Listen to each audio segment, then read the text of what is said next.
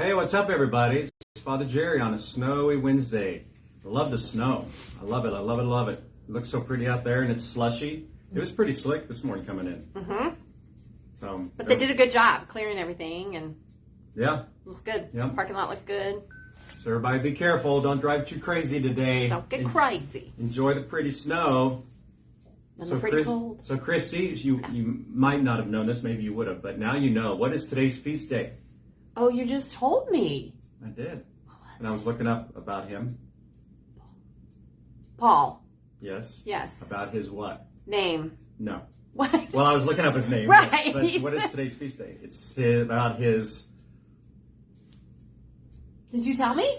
Conversion. Conversion. The conversion. Yeah. The You conversion didn't of tell me St. that. Paul. Oh, Sean says hi. So, yes. Hi, John. So today's the feast of the conversion of St. Paul, which is in the Bible. It's a big deal, actually. It's a solemn feast day because Paul was, of course, one of the great apostles, the teachers. He was the main teacher. He's the one who said, well, he said a lot of good things about Jesus. But anyway, it's about his conversion. The old stereotype used to be that he was riding his horse and then Jesus came and appeared to him, knocked him off his horse, and he had this conversion. That's not in the Bible. So anyway, but he did have a conversion with Jesus. And Jesus called him Paul from that day on because he was born Saul. And that's what I was reading about, right. Something I never heard of before, so I'm not going to say it because I don't think it's legit. I don't either. But anyway, Jesus changed his name, and he was a great follower of Jesus and teaches a lot. Paul's the one who wrote 17 letters in the New Testament, so like to the Romans and the Galatians and all the different ones. So I think that's right, 17. Somebody, you have to understand people on these videos. A lot of times I'll say something that might not be accurate, okay? Just because... We don't need to emails telling us we were inaccurate. Yeah, people can correct me if you want, and people have, but sorry, it's just kind of ad-libbing to a certain extent. Mm-hmm. If you want something professional, go to Father Barron or Bishop Barron or that Father Mike Schmitz that everybody likes. They prepare their things. I don't. I prepare it on a little piece of paper. 5 seconds before we start. So anyway, we've had a lot of great things going on. Like somebody said recently, there's a lot of new things this month of January, just a lot at Corpus. So hopefully everybody's affording themselves the opportunity for some of those things. Last night we had the first young adult gathering here, which there was 10 people gathering. That's good. Planning different things for the future, social, educational, spiritual, whatever.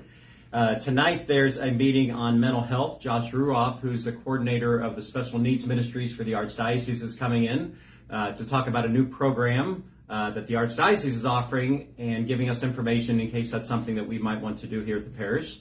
So that's tonight at sometime 7 o'clock in Father Jim Hall, right? Yep. So very good. Yep. So come tonight if you can to that. It's always informational.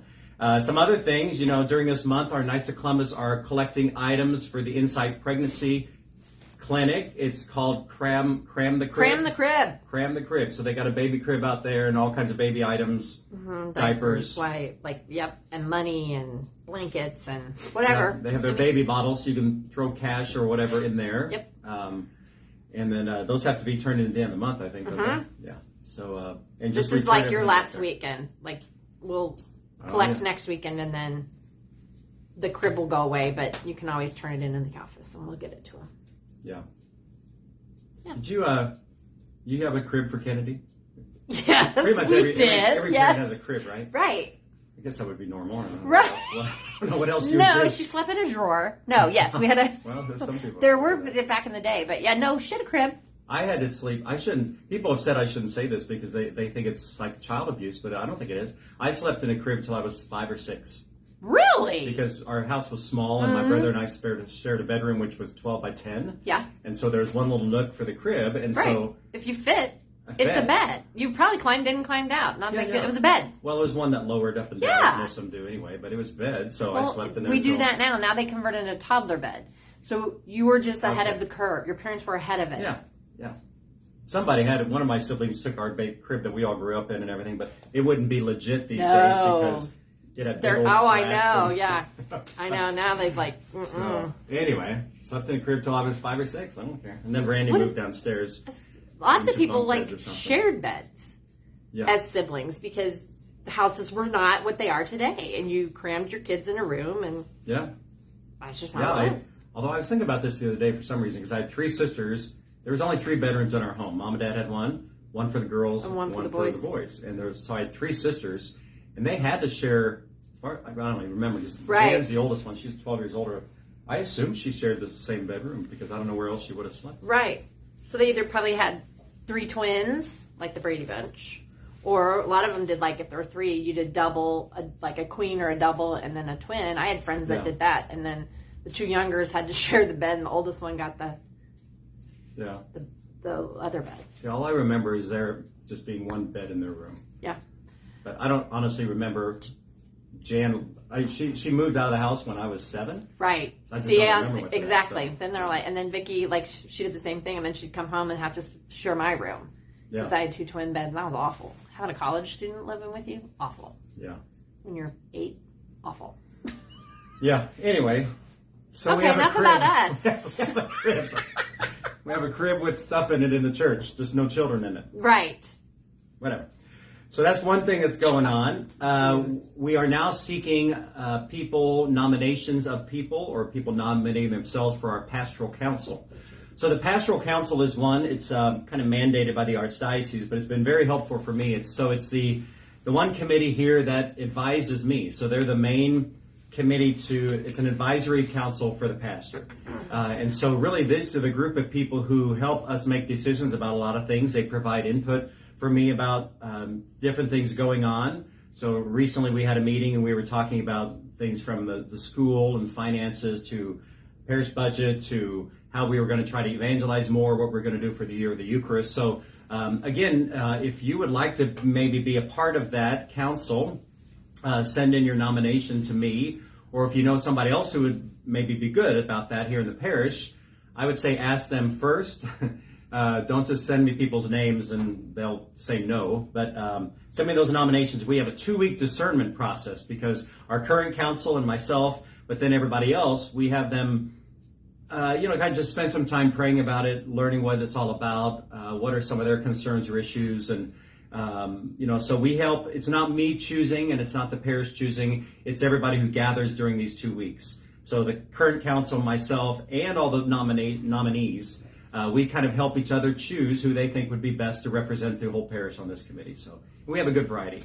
So anyway, I think those are due back here the 2nd week of February. So there's more information in the bulletin about that. And believe it or not, Lent starts in 4 weeks.